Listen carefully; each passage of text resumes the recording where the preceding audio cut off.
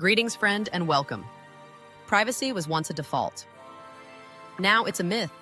We used to blend into crowds. We could walk down the street or make a phone call without being recorded, tracked, or analyzed. But AI has changed that forever. Today, we're diving into one of the most urgent, underreported crises in technology, the end of anonymity. Not in theory, in practice. It didn't happen overnight. It began with convenience. We gave the internet a place in our daily lives, sending emails and talking in chat rooms.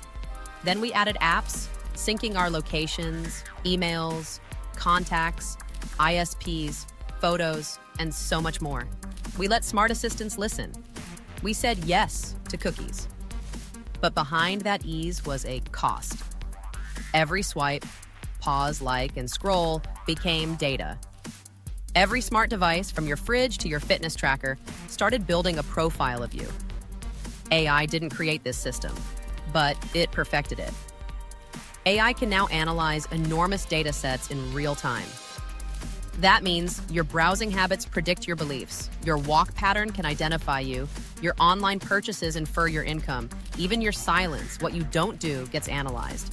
As author Yuval Noah Harari once said, "We are no longer mysterious souls, we are now hackable animals."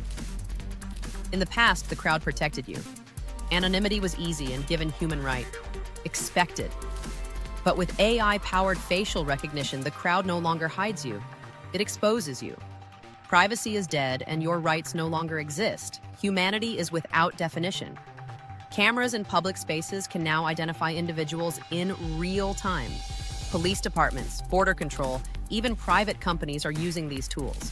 In 2020, Clearview AI scraped over 30 billion photos from the internet to build one of the largest facial recognition databases in the world without anyone's consent.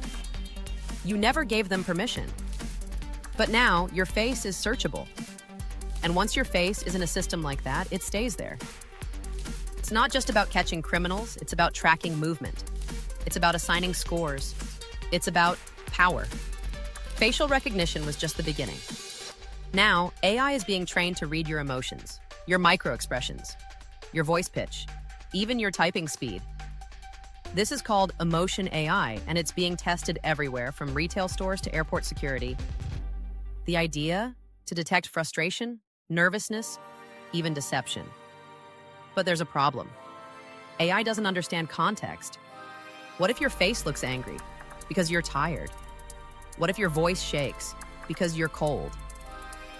In China, emotion recognition is already used in classrooms to flag unengaged students. In the US, it's being tested in job interviews and call centers. The machine doesn't care if it's wrong. It just flags you. And now, the burden is on you to prove you're not a threat.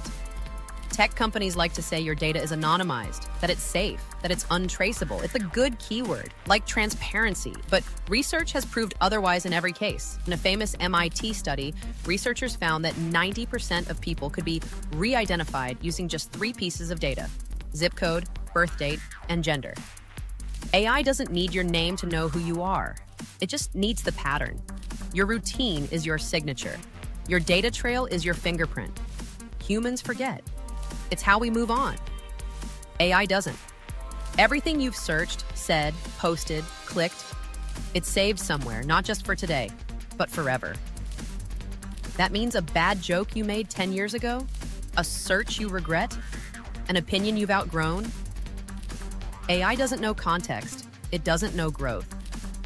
It just remembers, permanently.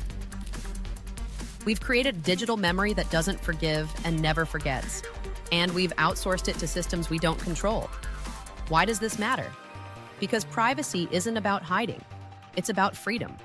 Freedom to explore ideas. Freedom to dissent. Freedom to evolve. When every move is tracked, recorded, and analyzed, you behave differently, you self-censor, you conform. You give up your responsibility to freedom. That's not security. That's surveillance, mind control. And here's the paradox. The more data AI gets, the better it becomes. The more we feed the system, the harder it is to escape. And we're doing it willingly. Some argue that we should give up on maintaining privacy rights, but there's still hope. There are a few tools, encrypted messengers like Signal, privacy browsers like Brave, certain VPNs, burner emails, and more. But tools alone aren't enough. We need laws. We need standards. We need education for the public.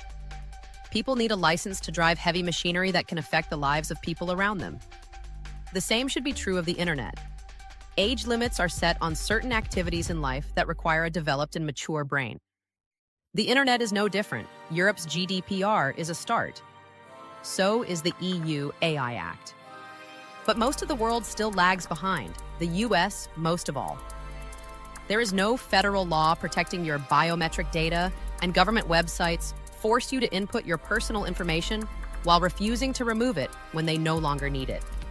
Until we demand better, corporations and governments will keep pushing the limits. AI didn't kill privacy alone. We helped. For decades. We traded it for speed, for personalization, for convenience. But we're reaching a point of no return. We don't reclaim the right to be forgotten. If we don't defend the right to disappear, then we won't just lose privacy. We'll lose independence, and without that, freedom becomes a simulation. Until next time, this is Mika Sai, and you're watching The Singularity Hub. Subscribe now and stay aware, because what's coming isn't just watching, it's recording everything.